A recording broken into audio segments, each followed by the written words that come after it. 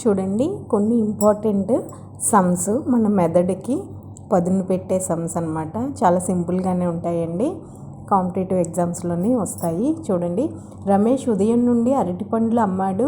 ఉదయం అతని వద్ద 320 అరటిపండ్లు ఉండగా సాయంత్రం 54 మిగిలాయి. అతను అమ్మిన పండ్లు ఎన్ని? అంటే ఏం లేదండి, సింపుల్గా 320 నుంచి 54 తీస్తే మిగిలినవే అతను అమ్మినవి. జవాబు 266 పళ్ళు అమ్మాడు. సెకండ్ వన్, ప్రశాంత్ ఉదయం 7 గంటలకు నిద్ర లేచాడు. బస్ స్టాప్ ఉదయం 7:50 గంటలకు అతని స్కూల్ బస్ వస్తుంది. బస్ స్టాప్కు నడిచి వెళ్ళడానికి 5 నిమిషాల సమయం పడుతుంది. అతను స్కూల్కు తయారవడానికి ఎంత సమయం పడుతుంది? ఇది కూడా చాలా అంటే చాలా సింపుల్.